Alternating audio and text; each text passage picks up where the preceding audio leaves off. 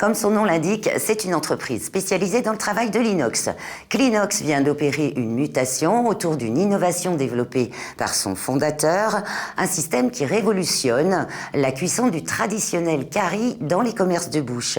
Vous allez voir dans ce reportage l'inventivité de ce chef d'entreprise, passer de l'importation à la fabrication locale 100%. Dans ce restaurant bien connu des Dionysiens, plusieurs dizaines de plats créoles sont à la carte chaque jour. Depuis un mois, les clients ont senti un changement dans le goût et pour cause. L'établissement s'est doté d'un fourneau feu de bois. Mais ici, pas de fumée qui incommode ou de risque de brûlure. Tout est en inox. Une révolution pour Sostern Minacci, chef cuistot depuis 1979. C'est vraiment l'idéal parce qu'on ne prend pas de fumée. Et en fin de cuisson, on sent le ressenti par rapport au client.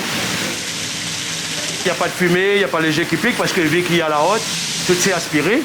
Et il y a que quand on ouvre la porte, là on peut avoir un peu de chaleur. C'est bien pensé. C'est vraiment un plaisir de cuisiner. Sur le bois, ça prend le temps pour mijoter. On n'est pas pressé, donc on prend son temps et à la saveur on ressent. Parce que là c'est une cuisson homogène, c'est-à-dire ça prend son temps, ça confit et le curry est vraiment mieux. David Bannon est le gérant du restaurant. Bonjour. Bonjour. Ça va? Oui, ça va. Ça va, que ça roussit là? En fait, là, c'est le curry porc créole. Porc créole, pas trop de tomates. Ce restaurateur a investi près de 100 000 € pour créer cette pièce spécialement conçue pour le fourneau feu de bois en inox.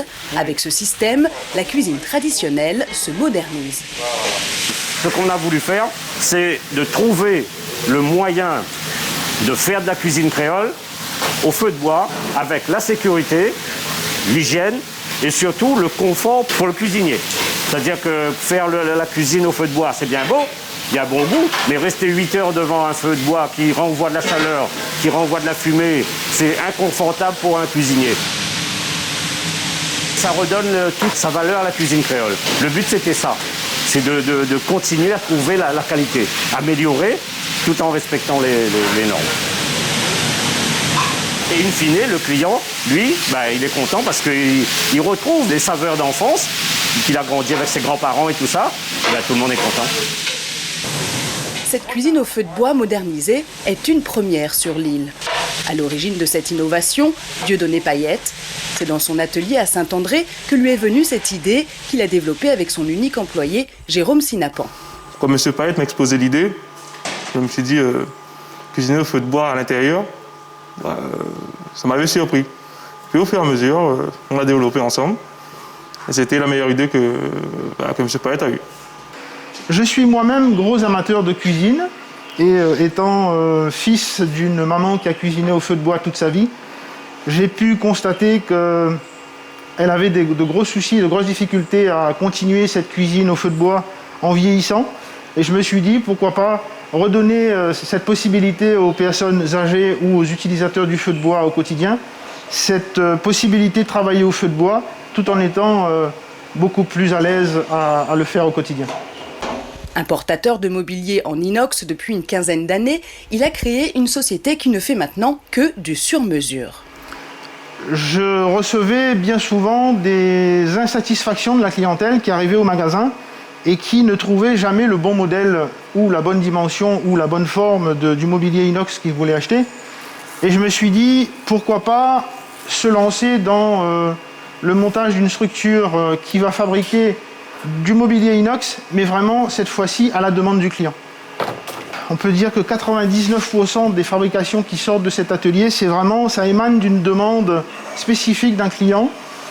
Et aujourd'hui, on peut dire qu'il n'y a pas une demande qui ressemble à une autre. C'est aussi un challenge d'essayer de comprendre de quoi parle cette clientèle, essayer de schématiser à travers un plan 2D ou 3D pour bien être sûr qu'on a cerné la demande du client, et ensuite faire appel à notre connaissance technique et aux outils dans lesquels on a investi. C'est, je dirais, le côté très excitant de notre métier. On n'a pas la prétention de dire qu'un client à l'île de la Réunion n'a plus besoin de faire appel à l'importation. On n'a pas cette prétention-là, malheureusement.